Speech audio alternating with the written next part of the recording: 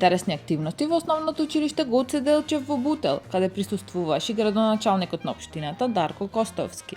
Костовски истакна дека учениците го формираа македонското знаме и оддадоа почит на македонската химна, чин кој ги прави горди и говори за љубовта кон татковината и почитта кон нејзините историски вредности. Во паркот на франкофонијата започна инсталирањето на тип 3 светилки како дел од паметното осветлување на јавните површини во општина Центар. Овие светилки не само што носат различен и декоративен дизајн, туку и се предвесници на технолошкиот напредок. Ќе бидат поставени во паркови, шеталишта, основни училишта, градинки на други клучни локации. Вкупно 715 парчиња со моќност од 34 вати ќе осветлат општината. Градоначалникот Горан Герасимовски истакна дека новите лед светилки се еколошки пријателски, без штетни материи и UV зрачење, со долг животен век и намалена потрошувачка на електрична енергија. Тие се исто така лесни и за рециклирање, помалку привлекуваат ноќни инсекти и се отпорни на вибрации и удари.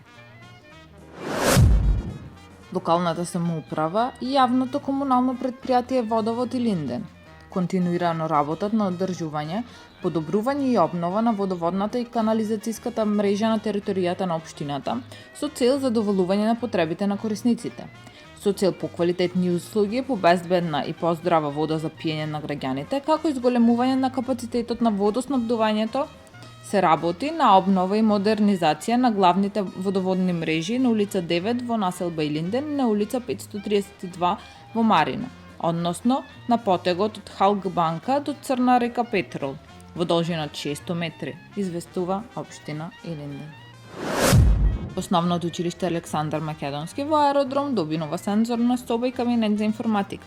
Станува збор за инвестиција која е донација од општествено одговорни компании, со чија поддршка образовниот процес се прави подостапен за дечињата со попреченост, а компјутерската технологија се доближува до учениците.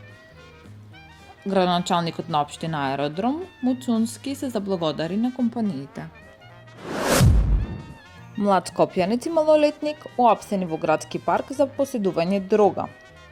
Во 3 часот наутро во гостителски објект во градски парк Скопје на подрачјето на Карпош, полициски службеници од единицата за интервентна полиција при СВР Скопје го лишиле од слобода 18 годишникот и еден малолетник од селото Петровец, Скопско, затоа што кај нив била пронајдена и одземена бела прашкаста материја, информираат од полицијата.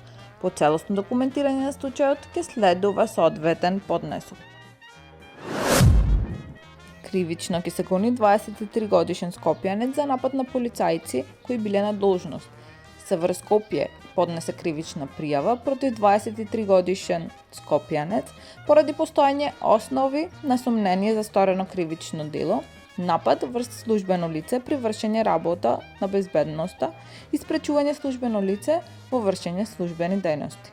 Таму е Скопје, град мој љубав лише, што ми расте сни.